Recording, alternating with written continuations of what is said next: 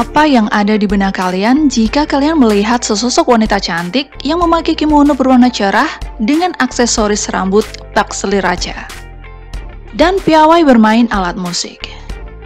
Sekilas kalian akan mengira bahwa Geisha, Maiko, dan Oiran adalah wanita yang memiliki pekerjaan yang sama. Namun, ternyata tidak. Geisha adalah wanita penghibur yang bekerja sebagai pemain alat musik dan penari pada zaman Edo. Geisha juga memiliki penerus bernama Maiko, sedangkan Oiran adalah istilah untuk kategori khusus pelacur tingkat tinggi dalam sejarah Jepang, yaitu Yoshiwara Yukaku. Yoshiwara adalah area yang sekarang dikenal dekat dengan Nihonbashi, sedangkan Yukaku merupakan kompleks untuk para pekerja seks yang diakui oleh pemerintah. Oiran mempunyai keahlian yang sama, bahkan lebih dari Geisha. Dan Oiran juga disebut sebagai wanita prostitusi elit pada zaman Edo. Penampilan Oiran lebih mencolok daripada Geisha. Mereka memiliki warna kimono, dandanan, serta aksesoris rambut yang mewah. Hal itu digunakan sebagai aset layanan untuk para pelanggannya. Banyak sekali ciri khas yang ditonjolkan pada Oiran. Contohnya leher belakang yang tidak dicat dan dibiarkan terbuka. Kaki yang membentuk angka 8 saat melakukan parade Oiran Dachu. Dan hal ini bertujuan untuk memperlihatkan kebersihan dan untuk menarik rasa sensual para pria. Walaupun terbilang sangat menggoda, tidak semua pria bisa mendapatkan layanan dari Oiran. Banyak sekali aturan yang harus diikuti dan bisa saja Oiran menolak untuk melayani para pelanggan yang tidak mereka suka. Namun, apabila Oiran setuju dan tertarik, dan sudah melakukan semua rangkaian pertemuan dan tidak menemukan masalah, maka seorang Oiran tidak akan segan untuk memberikan full service kepada pelanggannya. Layanan yang diberikan Oiran juga tidak gratis. Bahkan uang jasanya pun hanya bisa dipenuhi oleh orang-orang elit saja. Kata Oiran merupakan kependekan dari kalimat Oiran no Tokoro ne Shisan. Jika diterjemahkan secara kasar, kalimat tersebut memiliki arti para kakak perempuan di tempat kami. Akhirnya kata Oiran ditetapkan untuk merujuk pada pekerja seks dengan peringkat tertinggi di Yoshiwara Yukaku. Oiran bekerja di Yoshiwara Yukaku tetapi tidak duduk di Harimise. Harimise adalah sejenis rumah pelacuran, tempat para pekerja seks duduk berbaris di belakang jeruji besi. Pelanggan akan memilih pekerja seks atau yujo yang mereka inginkan. Untuk memanggil seorang Oiran, pelanggan harus menggunakan rumah teh sebagai perantara. Tidak hanya meminta rumah teh sebagai perantara saja, pelanggan juga perlu menghabiskan banyak sekali uang.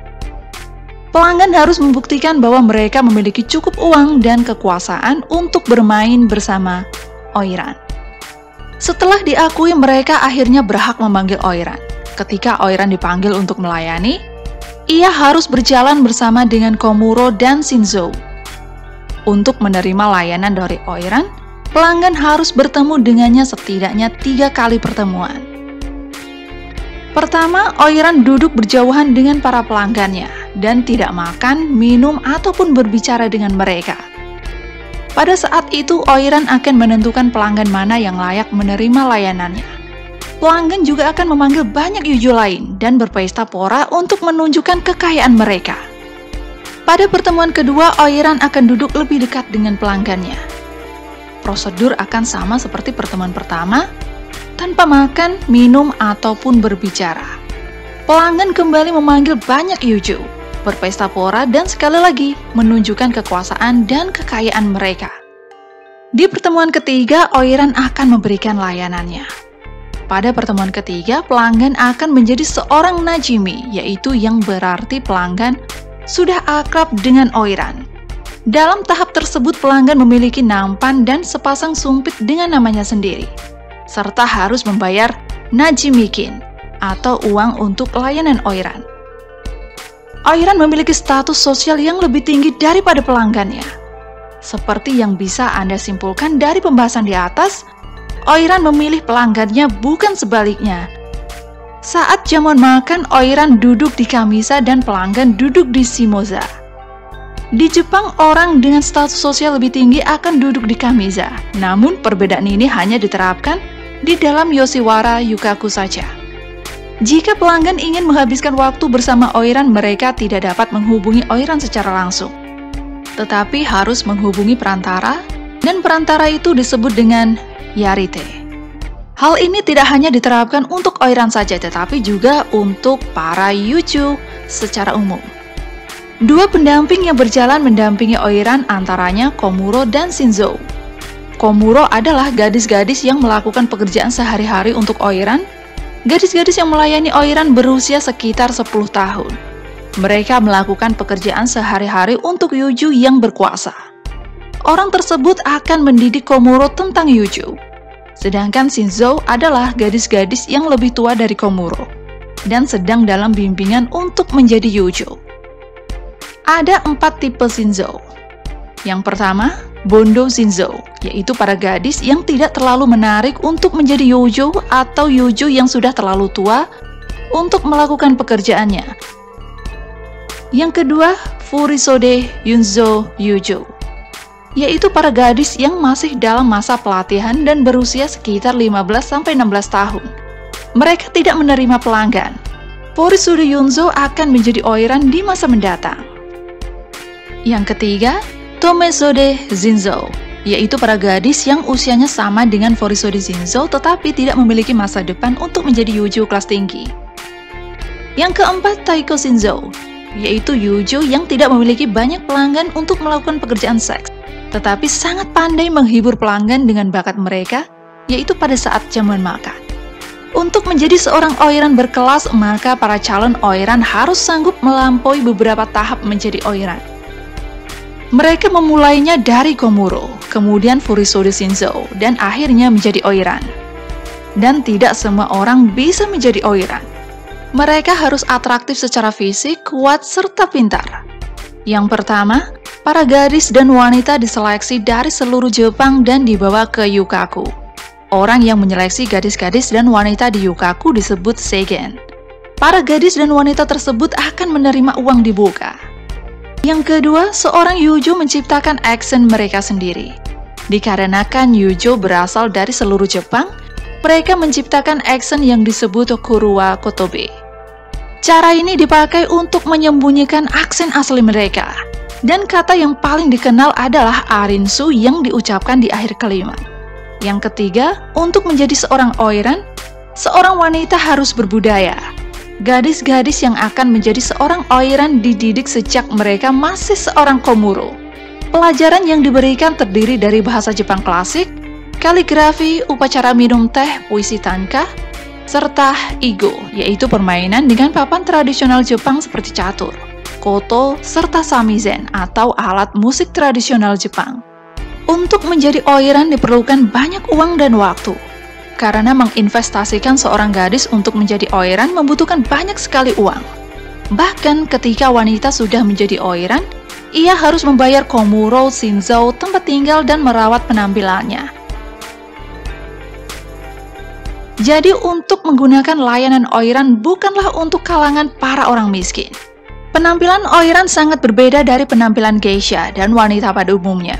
Berdasarkan puncak profesinya, pada awal periode Edo, Oiran mengenakan lebih dari 8 kansashi, atau jepit rambut besar, dan seringkali terbuat dari kulit penyu, perak, emas, dan batu permata. Dikenakan dalam sejumlah gaya rambut yang rumit dan banyak wax, yang dikenal sebagai kurma yoko. Meskipun sejumlah gaya rambut berbeda dengan sejumlah nama berbeda, hal tersebut mewakili pangkat, musim, dan kesempatan yang berbeda pada setiap Oiran. Gaya rambut Oiran disebut dengan date yugo. Mereka akan memasukkan 3 buah kanzashi di setiap sisi kepala dengan total keseluruhan 6 kanzashi, yaitu 2 terbuat dari kerang dan 3 terbuat dari kulit kura-kura. Rambut mereka akan dirangkai menjadi 2 simpul di atas sisi kepala. Pakaian Oiran terdiri dari sejumlah kimono berlapis terbuat dari sutra satin atau kain brokrat sutra yang dihiasi dengan sangat rapi, yang kemudian diikat dengan obi lalu diikat di bagian depan. Selama periode Edo, obi ini menjadi lebih lebar dan kaku. Di atas pakaian ini seorang oiran akan mengenakan uchikake yang lebih berat. Mantel formal yang didekorasi dengan berat dengan kereta panjang dan ujung yang empuk, dikenakan tanpa sabuk di atasnya. Oiran mengenakan getah hitam yang seperti sepatu hak tinggi. Mereka akan memakai getah yang disebut dengan sanmaiba geta, yaitu selama menjadi oiran doichu. Dengan geta ini mereka berjalan dengan gaya hachimonji, yaitu cara berjalan dengan meletakkan kaki ke arah dalam ketika hendak melangkah. Banyak orang yang bingung membedakan oiran dengan geisha atau sebaliknya. Tetapi sesungguhnya mereka sama sekali berbeda. Menjadi seorang geisha berarti melakukan pekerjaan menghibur tamu di zaman makan dengan nyanyian tradisional Jepang, dengan penampilan koto atau samizen, dan sebagainya. Sedangkan oiran adalah pekerja seks berperingkat tinggi pada zaman Edo. Untuk menjadi seorang oiran, seorang gadis pertama-tama harus dididik dalam berbagai keterampilan sejak usia yang relatif muda, termasuk chado atau upacara minum teh di Jepang. Oiran juga belajar memainkan koto, shakuhachi, sumuzi atau gendang tangan, samizen, serta kokyu. Klien mengharapkan oiran menjadi pembaca yang baik, mampu berbicara dan menulis dengan kecerdasan serta keanggunannya, dan mampu mencocokkan mereka serta intelektual dalam percakapan. Seiring waktu, oiran juga kehilangan status selebritinya dan sebagian dianggap kurang dipandang sebagai pelacur berbudaya tinggi yang mencerminkan formal, standar bicara, dan penampilan kelas tinggi, dan lebih sebagai wanita yang dikurung tidak dapat meninggalkan distrik kesenangan dan dirantai ke hutang mereka ke rumah bordil yang mereka tempati. Demikian pula hiburan yang ditawarkan oiran sebagian besar tetap tidak berubah sejak generasi pelacur sebelumnya. Meskipun oiran memainkan samizen, mereka tidak memainkan lagu-lagu populer dan kontemporer yang digubah untuknya, dan malah menempel pada balada. Hal ini berbeda dengan kyuta atau lagu pendek yang biasa dimainkan oleh geisha, yang isi liriknya sering kali tulus serta jujur. Pada tahun-tahun penurunan oiran, profesi geisha lahir dan tumbuh semakin kuat walaupun geisha secara resmi dianggap sebagai bentuk hiburan kelas rendah, namun geisha datang untuk mewakili selera kelas pedagang yang status sosialnya rendah dan kebebasan finansial yang tinggi, membuat mereka bebas dari kewajiban sosial untuk menegakkan status keluarga samurai yang biasanya dimiliki oleh laki-laki kelas atas. Meskipun geisha juga bekerja di distrik kesenangan yang oiran lakukan, kadang-kadang dilarang bekerja di luar mereka. Seiring berkembangnya profesi, undang-undang tentang permisahan dua profesi disahkan. Hal ini seiring berjalannya waktu secara ironis membesar-besarkan dan memperburuk perbedaan antara geisha dan oiran, meningkatkan popularitas geisha dan akhirnya mengarah pada kehancuran oiran. Menjelang akhir zaman Edo, popularitas oiran terus menyusut seiring bertambahnya jumlah dan daya tarik geisha. Pada awal periode Meiji, sikap resmi terhadap prostitusi yang dilegalkan di Jepang telah berubah karena kehadiran internasional negara tersebut yang semakin meningkat. Menjelang akhir abad ke-19, geisha telah menggantikan oiran sebagai penghibur dan pendamping pilihan bagi orang terkaya di masyarakat Jepang. Dengan daya tarik utama, oiran yang semakin jauh dari kehidupan sehari-hari.